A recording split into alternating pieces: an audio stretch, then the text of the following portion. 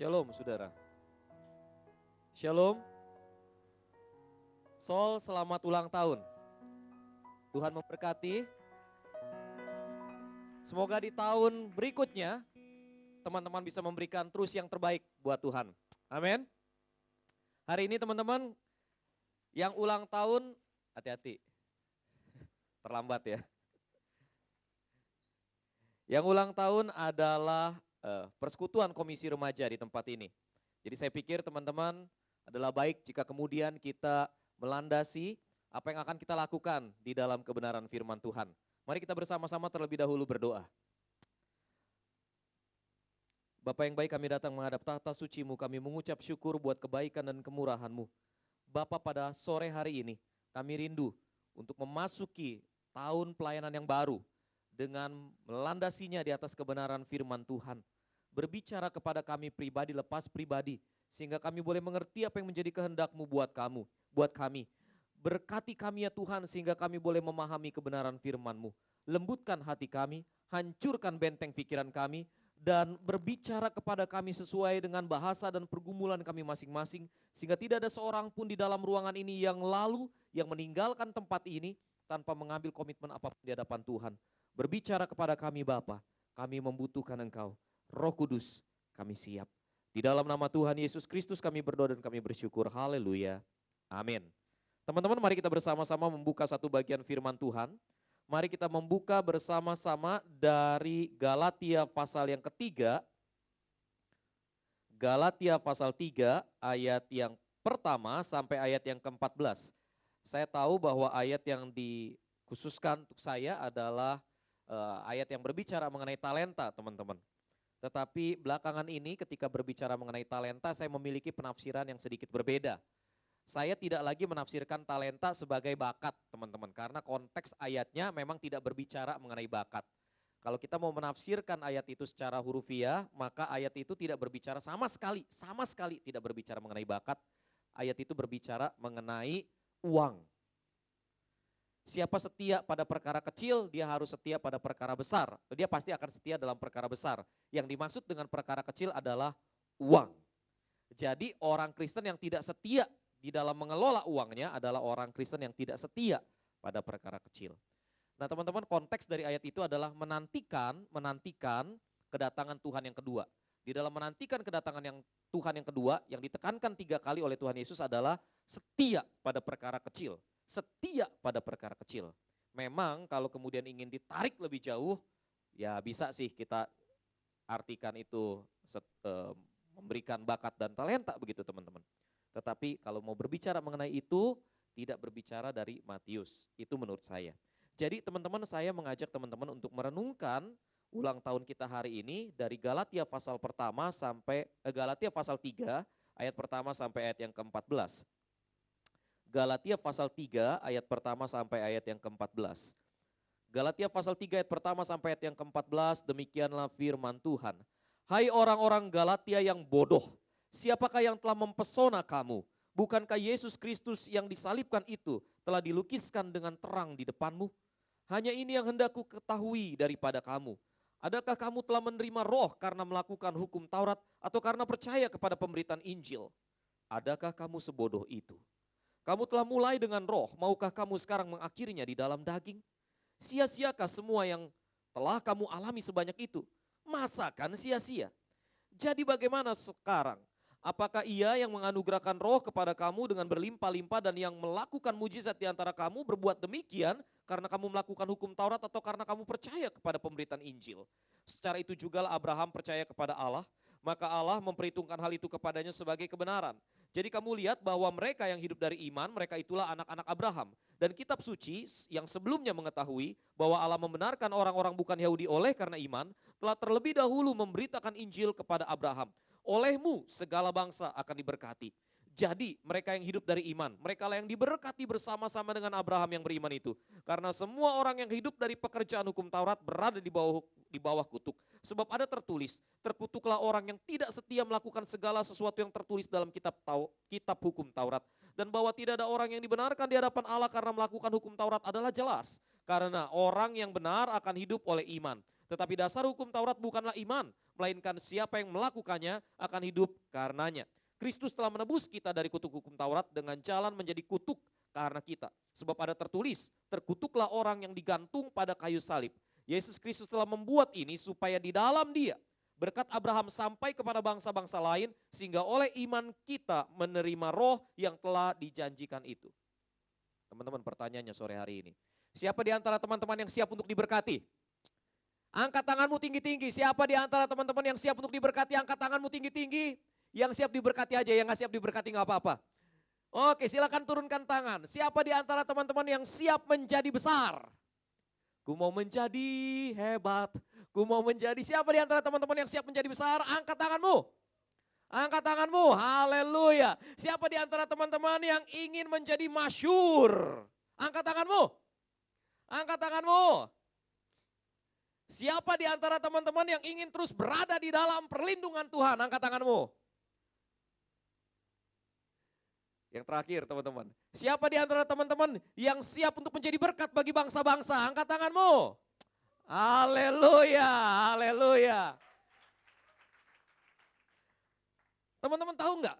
Bahwa berkat untuk menjadi besar, berkat untuk menjadi masyhur, berkat untuk terus berada di dalam lindungan Allah, berkat untuk menjadi berkat bagi orang lain, itu disebut dengan berkat Abraham. Gak percaya? Lihat Kejadian pasal 12 ayat 1 sampai ayat yang ketiga. Oh iya teman-teman, berkat untuk menjadi bangsa yang besar, berkat untuk menjadi bangsa yang masyhur, berkat untuk terus berada di dalam lindungan Tuhan, berkat untuk menjadi berkat bagi bangsa lain, itu adalah berkat Abraham. Dan tahukah teman-teman bahwa teman-teman bisa menerima dan bisa mewarisi berkat Abraham itu? Oh iya teman-teman, teman-teman bisa menerima dan mewarisi berkat Abraham. Sekarang teman-teman pertanyaannya sekali lagi, siapa yang siap untuk menerima berkat Abraham? Angkat tanganmu. Siapa yang siap untuk menerima berkat Abraham? Angkat tanganmu. Haleluya, ada yang angkat tangannya segini, ada yang angkat tangannya segini, ada yang ogah begitu, gak apa-apa teman-teman ya. Pada waktu ada seorang raja Israel ketika dikepung oleh tentara Asyur, Nabi Elia kalau saya nggak salah, Nabi Elisa pada waktu itu memberikan perintah, ambil anak panah, pukul tanah. Berapa banyak engkau pukul, begitulah tentara Asyur dikalahkan. Dia ambil panahnya dengan ogah-ogahan, dia pukul 3 kali. Pak, pak, pak. Lalu kemudian nabinya bilang begini, kenapa pukul 3 kali? Mestinya kamu pukul sampai hancur betul-betul. Karena kamu cuma pukul 3 kali, kamu hanya akan mengalahkan Asyur 3 kali. Siapa yang siap untuk menerima berkat Abraham, angkat tanganmu.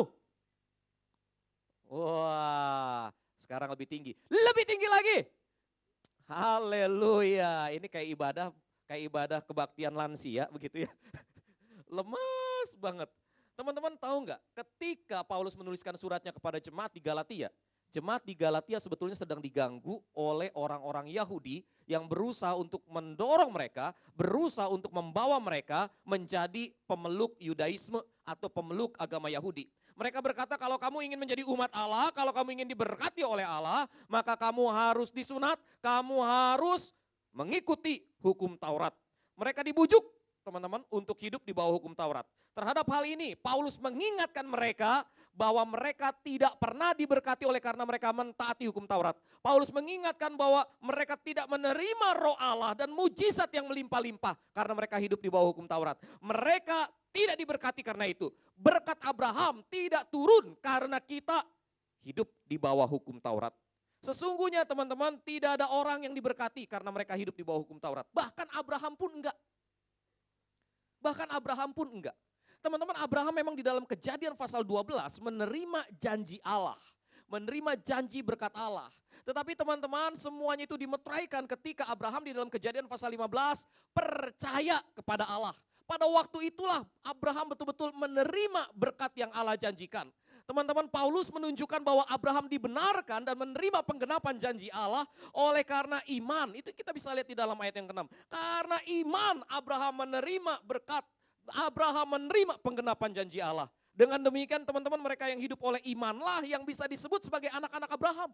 Orang-orang yang hidup oleh iman sama seperti Abraham hidup oleh iman, orang-orang inilah yang kemudian layak disebut anak-anak Abraham, dan orang-orang inilah yang kemudian layak untuk menerima berkat Abraham. Berkat Abraham turun kepada kita karena iman.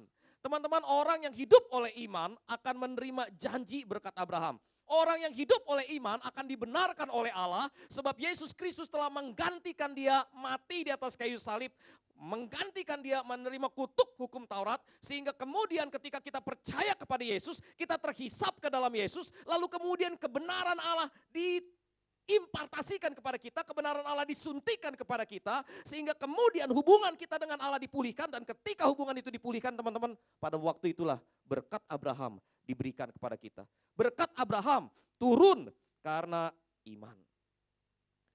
Pernah dengar Billy Graham? Pernah dengar Billy Graham? Pendeta satu-satunya penginjil di dunia yang sudah membawa lebih kurang 1 juta orang kepada Tuhan. Bahkan lebih dari 1 juta orang. Dia adalah penginjil pertama yang mengadakan KKR di Korea di depan 1 juta orang sekaligus. Sampai hari ini Billy Graham diakui dengan integritasnya yang luar biasa. Teman-teman, satu kali Billy Graham, setelah dia lumayan terkenal, dia naik mobil. Ketika dia naik mobil, teman-teman, dia keenakan. Naik mobil kekencengan. Waktu dia naik mobil kekencengan, dia di stop sama polisi. Pripit! Dan polisi di luar negeri gak kayak polisi di sini. Pripit, mau damai kagak? Kagak. Polisi di sana langsung kasih surat tilang. Nah, tilang langsung sidang. Waktu di sidang teman-teman, Billy Graham kemudian hakimnya ya sambil masuk, hakimnya langsung begini. Kamu melanggar kecepatan ya, kamu didenda $10 per 1 kilometernya. Jadi kalau kamu lebih cepat 1 kilometer, kamu didenda $10 per kilometernya. Bagaimana? Kamu ada pembelaan enggak? Billy Graham berdiri dan berkata, tidak Tuan Hakim, saya bersalah, saya siap dihukum. Hakimnya ngeliat begini. Ya, kamu bersalah dan karena itu kamu harus didenda. Hakimnya langsung keluarin dompet, dan dendanya saya bayar, sudah lunas.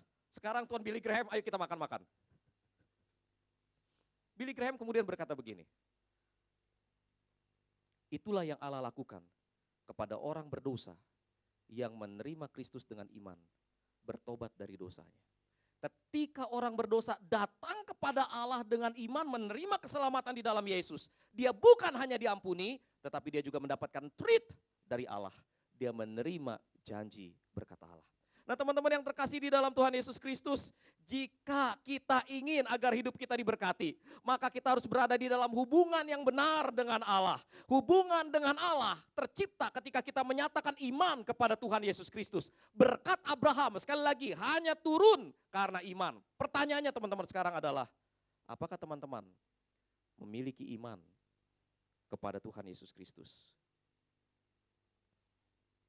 Jika belum teman-teman, ini saatnya bagi teman-teman untuk memutuskan siapa yang Anda ingin imani. Jika Anda ingin hidup Anda diberkati, maka Anda harus memiliki hubungan yang benar dengan Allah. Dan itu berarti bahwa Anda harus menerima Kristus sebagai Tuhan dan Juru Selamat.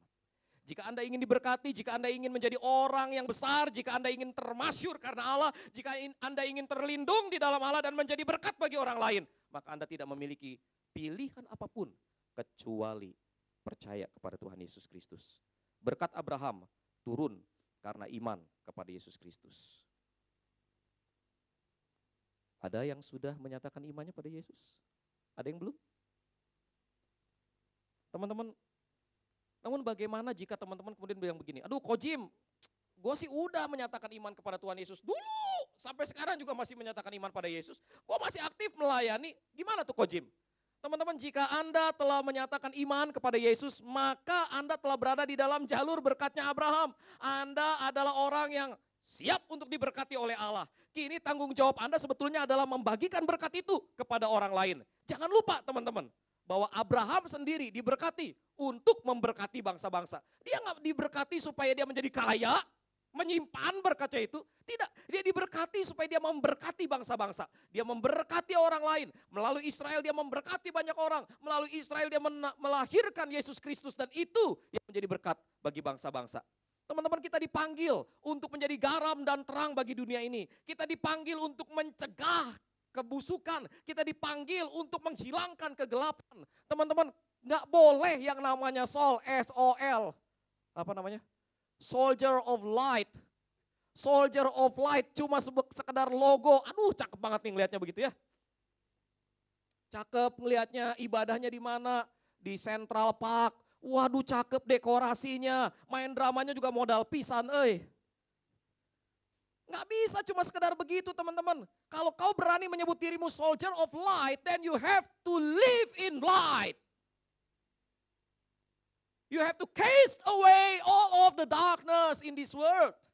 Kau harus usir itu semua kegelapan karena kau adalah soldier of light dan untuk itu engkau dipanggil. Kita dipanggil teman-teman untuk menjadi berkat bagi banyak bangsa. Kita dipanggil untuk memanggil bangsa-bangsa menjadi murid Kristus. Kita dipanggil untuk menggunakan bakat kita, karunia kita untuk kemudian digunakan seluas-luasnya bagi hormat kemuliaan nama Allah. Kita diberkati saudaraku supaya kita bisa memberkati orang lain. Mungkin usia Kopem ini baru, ada nama saya di situ. Mungkin usia Korem ya, Komisi Remaja ya. Mungkin usia Korem ini masih sangat muda, baru 1 tahun. 1 tahun betul? Baru 1 tahun. Namun usia muda seharusnya tidak menghalangi kita untuk menjadi berkat bagi orang lain. Betul saudara? Mari kita menjadikan diberkati untuk memberkati, itu komitmen kita bersama. Diberkati untuk memberkati. Karena apa teman-teman? Karena memang kita diberkati untuk memberkati orang lain. Kita diberkati untuk menjadi berkat. Nah ini sulit. Sulit. Kenapa sulit teman-teman? Kita berada di lingkungan yang nyaman. Teman-teman begitu masuk parkiran, lalu kemudian teman-teman langsung naik ke sini, betul gak? Kalau mau jalan dulu deh ya. Kalau enggak ya enggak. Kita naik begitu ya, udah naik kita langsung ke sini nih. Begitu kita udah ada di sini, yang kita lihat apaan? Hah? Yang kita lihat apa? Tembok, betul gak? Teman-teman seperjuangan, sepenanggungan, sama-sama ngecengin cewek baru yang baru masuk begitu ya. Betul gak? Kita berada di dalam satu lingkungan yang nyaman. Dan teman-teman satu-satunya tempat yang kurang nyaman mungkin adalah, kalau itu bisa disebut kurang nyaman, adalah tempat di depan tuh yang ada air mancurnya. Di bawah maksudnya. Lebih ke sono sedikit. Coffee bean, Jeko. Lapangan. Lu sebenarnya ibadah di mana sih sampai nggak tahu? Teman-teman lihat deh di situ, betul nggak? Mungkin itu yang paling gak nyaman karena apa? Orang ngerokok di situ, orang foto-foto di situ. Kita mau santai, aduh jadi kagak nyaman begitu. Mungkin itu yang paling gak nyaman. Tapi teman-teman, basically kita melihat bahwa kita ada di dalam lingkungan yang begitu nyaman. AC-nya teman-teman AC, angin cepoi-cepoi. Begitu kita ibadah di sini, yang kagak bisa tidur di rumah langsung bisa tidur di sini. Iya kan? Nyaman, tenang, tentram, sentosa. Dan kalau kita turun ke bawah kita melihat orang-orang yang sebetulnya teman-teman adalah orang-orang yang lumayan tingkat ekonominya. Kalaupun gak lumayan teman-teman gak kelihatan karena semua pakai baju yang sama. You can see my everything. Zona nyaman semacam ini teman-teman tidak boleh kemudian menyunat. Mengkerdilkan kemampuan kita, kerinduan kita untuk menjadi berkat bagi orang lain. Sangat gampang teman-teman berada di sini lalu kemudian kita lupa bahwa kita dipanggil untuk menjadi terang, menjadi garam bagi orang lain. Berada di sini teman-teman sangat gampang membuat kita lupa bahwa kita harus memberitakan Injil Yesus Kristus. Berada di sini membuat kita hanya menjadikan Sol sebagai logo dan slogan. Neto, no action, talk only. Neso, no action, slogan only. Namanya Sol, soldier of light. Kelakuannya soldier of darkness. Gak bisa teman-teman. Kalau kita sudah diberkati, bisa beribadah dengan nyaman di tempat ini. Kalau kita sudah diberkati dengan begitu banyak alat musik, pemain musik yang baik, pemimpin pujian yang baik. Kalau kita sudah diberkati begitu rupa teman-teman. Maka seharusnya kita sadar, kita ingat bahwa kita dipanggil, diberkati untuk memberkati orang lain. Gak bisa enggak. Kita melihat kemewahan di mana-mana. Di sini paling enggak begitu teman-teman ya. Kemewahan yang kita lihat di sini. Kita nyebrang. Oke lah, pokoknya keluar lift ke sana, Taman Anggrek. Wah, masih ada kemewahan juga teman-teman. Tapi begitu kita keluar sedikit, itulah Kopaja menunjukkan realitas kita. Betul teman-teman? Tapi paling enggak selama beberapa jam kita akan melihat kemewahan di sini. Dan ketika kita mengidentikan kemewahan dengan kesuksesan, ketika kita mengidentikan kemewahan dengan diberkati, kita berpikir kita tidak harus melakukan apa-apa. Padahal orang-orang yang berada di dalam Yesus tahu, yakin bahwa tidak ada berkat yang lebih indah selain daripada Yesus itu sendiri. Amin, teman-teman. Saya belakangan malu pakai nama evangelis begitu teman-teman ya. Kenapa malu? Karena belakangan ini saya lebih aktif bergerak di dunia marketplace, di dunia dagang daripada di dunia pelayanan teman-teman. Bukan berarti saya tidak lagi melayani, saya tetap melayani, tetapi saya mulai memberikan pelatihan-pelatihan kepada orang-orang non-Kristen. Pelatihan apa? Pelatihan kepemimpinan. Pelatihan apa? Pelatihan character building. Tujuan saya cuma satu teman-teman. Tujuan saya adalah supaya orang non-Kristen sekalipun bisa hidup berdasarkan nilai-nilai Kristen. Lalu kemudian satu kali istri saya tanya begini, saya mengadakan seminar di Pontianak, yang datang lumayan banyak begitu teman-teman, istri saya tanya begini, Jim, gimana seminarnya? Enak gak? Enak gak jadi motivator? Saya bilang, enak enak jadi motivator.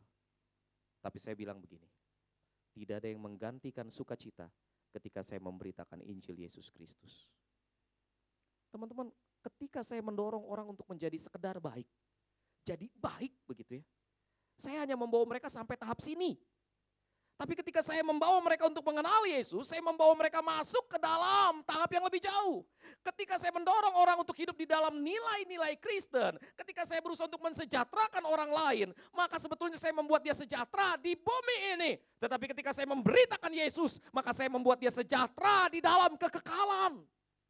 Ada sesuatu yang tidak tergantikan di dalam diri Yesus. Berkat yang sesungguhnya ada di dalam Yesus. Dan itu hanya dimiliki oleh anak-anak Allah. Itu hanya dimiliki oleh soldier of light. Itu hanya dimiliki oleh mereka yang diberkati oleh Allah. Itu hanya dimiliki oleh anak-anak Abraham. Karena iman diberkati di dalam berkat Abraham.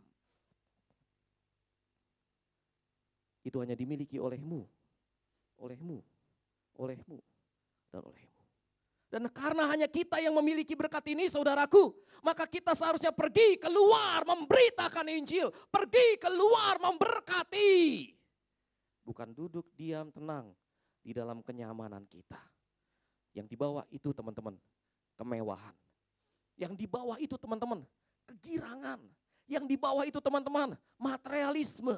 Yang di bawah itu teman-teman, konsumerisme. Ada orang yang lari ke sana memang untuk mendapatkan damai sejahtera di dalam hatinya. Tapi hey, you and I know for sure that peace, solitude will always come from Jesus Christ. Damai, ketenangan, itu datang dari Yesus Kristus. Amin teman-teman. Itulah sebabnya teman-teman jangan duduk terlena, mengalami rasa dingin, dan kemudian menikmati kantuk-kantuk. Kantuk dahsyat begitu ya, kantuk tingkat dewa. Duduk di dalam ruangan ini, jangan teman-teman, kau sudah diberkati, kau harus keluar untuk memberkati. Karena kau sudah diberkati, jangan diam. Sebab apa teman-teman, diamnya orang yang diberkati bisa berarti kematian buat orang yang tidak diberkati. Satu kali teman-teman di tahun 1985 di luar negeri, di Amerika, saya paling gak suka pakai contoh luar negeri, tapi contohnya cuma memang ada di luar negeri begitu ya. Di New Orleans teman-teman, ada perayaan peringatan, ada perayaan ucapan syukur karena dalam satu tahun, di sepanjang tahun 1985, tidak ada kecelakaan di kolam renang massa atau kolam renang publik. Biasanya mereka punya, di luar negeri itu ada people park begitu ya, ada tempat rekreasi buat massa begitu, dan di situ biasanya ada kolam renang publik begitu ya, di dalam gornya itu ada kolam renang publik, orang bisa masuk ke situ, dan di situ biasanya ada orang yang ada yang duduk sambil ngeliatin begitu maksudnya, lifeguard ya, lifeguard, you know lifeguard, itu tuh yang jaga-jaga kalau di pantai Bali, badannya keker-keker, nggak ngeh, Baywatch, Baywatch ada pada cengengesan. Pokoknya lifeguard begitu ya, dia ngejagain. Nah ketika lifeguard yang ngejagain, dalam satu tahun itu, tahun 1985, nggak ada kecelakaan. Jadi mereka mengucap syukur karena nggak ada korban nyawa selama satu tahun itu. Mereka mengadakan perayaan teman-teman, yang diundang di situ adalah 200 orang plus 100 orang lifeguard. 100 orang yang ngejaga itu, 100 orang yang terlatih untuk jaga. Wah, mereka mengadakan perayaan, mengucap syukur, bersuka cita. Dan teman-teman setelah itu pestanya bubar, keesokan paginya kolam renang jadi mereka mengadakan pestanya di sekeliling kolam renang begitu ya. Besokan paginya teman-teman kolam renang dibersihkan, ditemukan di situ seorang pria, Jerome Moody, berusia 31 tahun, terbenam sampai dasar kolam renang. Orang yang bersihkan kolam renang berusaha angkat Jerome Moody keluar, lalu kemudian memberikan nafas buatan, nafas bantu pernafasan begitu, tapi mereka sudah sangat terlambat. Jerome Moody meninggal dunia. Buat saya yang ironis adalah Jerome Moody meninggal di tengah-tengah perayaan yang dihadiri oleh 100 orang lifeguard. Di tengah upacara pengucapan syukur karena 1 tahun tidak ada kecelakaan. Di tengah 100 orang yang diberkati dengan kesempatan untuk melayani di kolam renang. 1 orang meninggal. Karena apa? Karena terlalu asik menikmati berkat itu. Teman-teman, ketika kita menikmati berkat itu dan kita melupakan orang-orang di sekeliling kita, mungkin teman-teman akan ada korban nyawa yang ditanggungkan atas kita. Bukankah firman Tuhan berkata bahwa darah orang yang berdosa, yang kita tahu, yang tidak kita tegur, akan ditanggungkan atas kepala kita.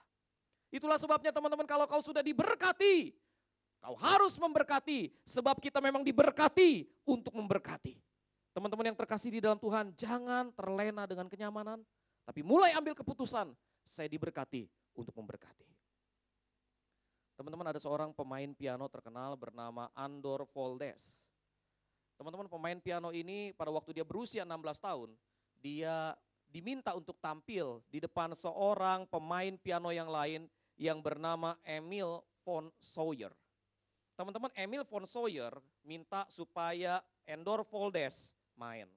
Pada waktu Andor Foldes main, teman-teman, Emil von Sawyer berdiri, selesai dia main, dia berdiri, dia tepuk tangan, lalu kemudian teman-teman dia mendekati Andor Foldes. Teman-teman, Emil von Sawyer adalah murid terakhir dari Franz Liszt. Franz Liszt adalah salah seorang legenda pemain piano yang terkenal, memainkan karya-karya Bach, Mozart begitu teman-teman, orang yang luar biasa.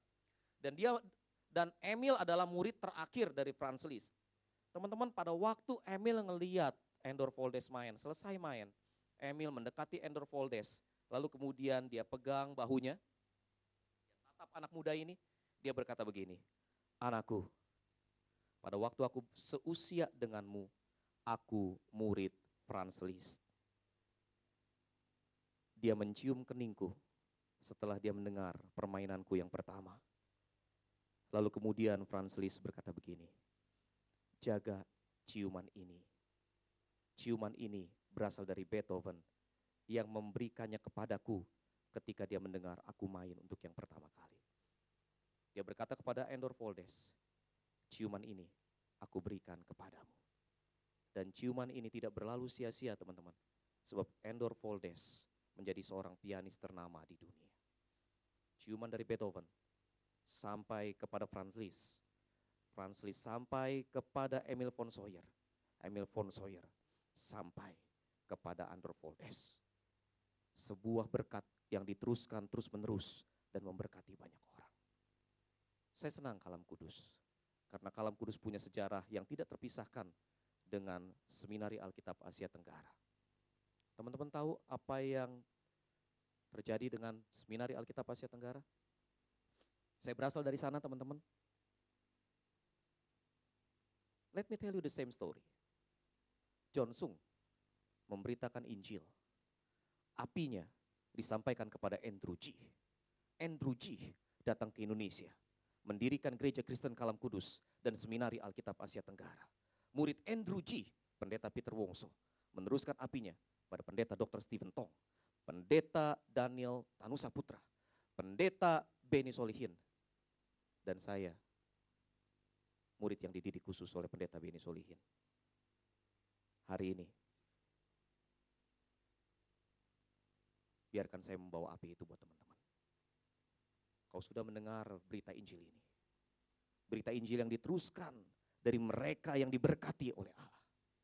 Berita ini disampaikan kepadamu, supaya kau bisa teruskan.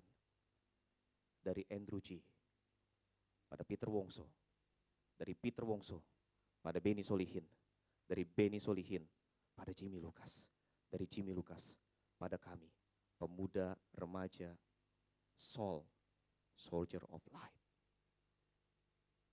Mari kita tidak mempermalukan orang-orang yang mendahului kita di dalam iman. Mereka yang sudah diberkati dan memberkati kita. Mari kita memberkati orang lain. Kita tunduk kepala, kita berdoa.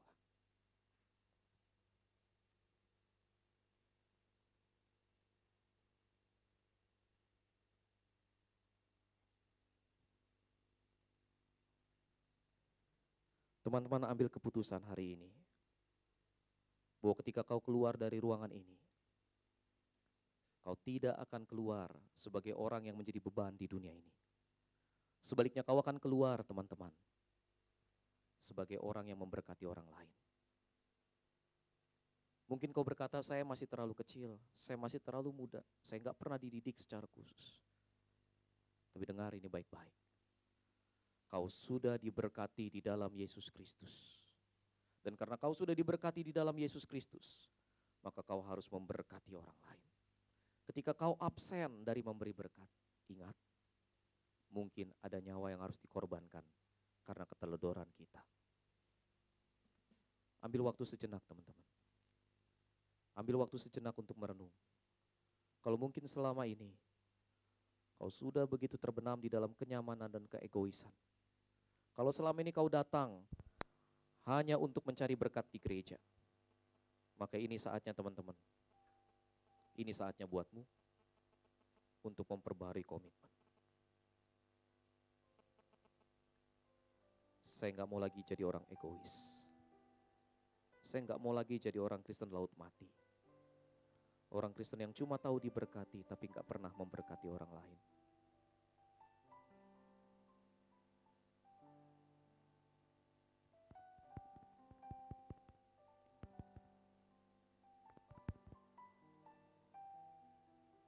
Kau sudah diberkati di dalam Yesus, adik-adikku. Kau menerima berkat Abraham.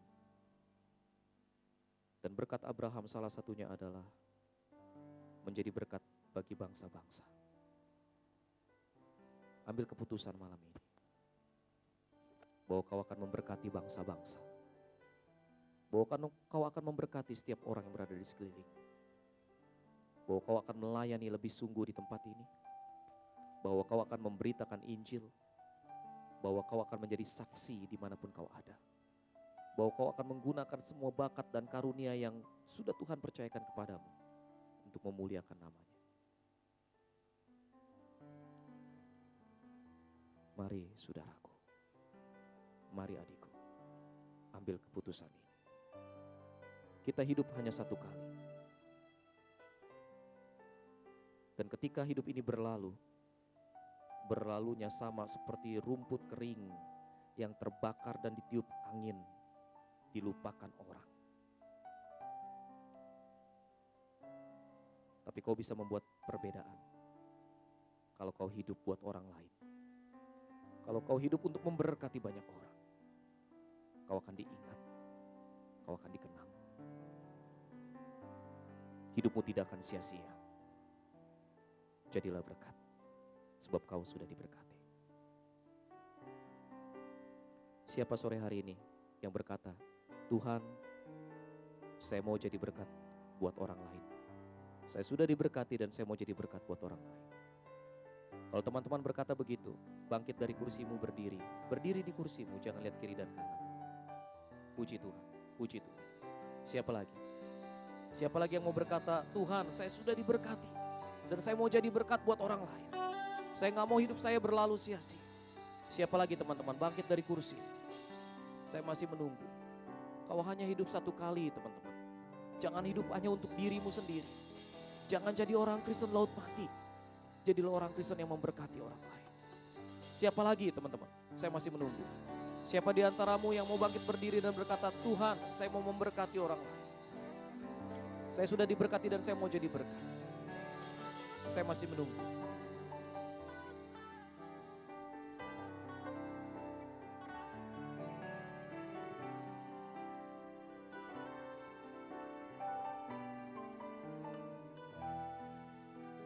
Haleluya Yesus. Bapa Surgawi, malam hari ini hamba-Mu datang menghadap tahta-Mu, mengucap syukur buat berkat-Mu. Kami orang-orang berdosa, orang yang tidak layak oleh karena dosa kami. Orang yang tinggal di pinggiran, tapi Tuhan mengasihani kami. Tuhan menebus kami dengan darah anak domba Allah, darah Yesus Kristus. Tuhan memberkati kami dengan berkat-berkat berkelimpahan. Sesuatu yang tidak dinikmati oleh orang-orang yang paling kaya di muka bumi sekalipun. Berkat di dalam Yesus Kristus Tuhan. Terima kasih Bapa. Ampuni kami kalau kami yang sudah diberkati begitu egois, begitu memikirkan diri sendiri, begitu mementingkan diri sendiri. Ampuni kami kalau selama ini yang kami cari adalah berkat buat diri kami sendiri. Ampuni kami kalau kami begitu egosentris, gak peduli orang lain.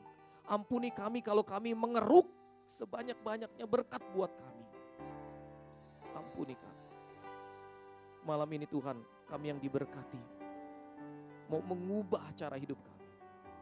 Malam ini kami yang diberkati ya Tuhan, mau menjadi berkat buat orang lain. Kami ada karena ada orang-orang yang meneruskan berkatnya buat kami. Kami ada karena ada orang-orang yang meneruskan api penginjilan buat kami. Kami ada sebagaimana kami ada oleh karena ada orang yang sudah diberkati dan memberkati kami. Ini saatnya buat kami Tuhan, untuk memberkati orang lain. Untuk memberkati orang lain. Kami yang sudah diberkati, mau memberkati. Dan kami mau melakukannya. Di dalam nama Tuhan Yesus Kristus. Haleluya. Amin. Silakan duduk teman-teman.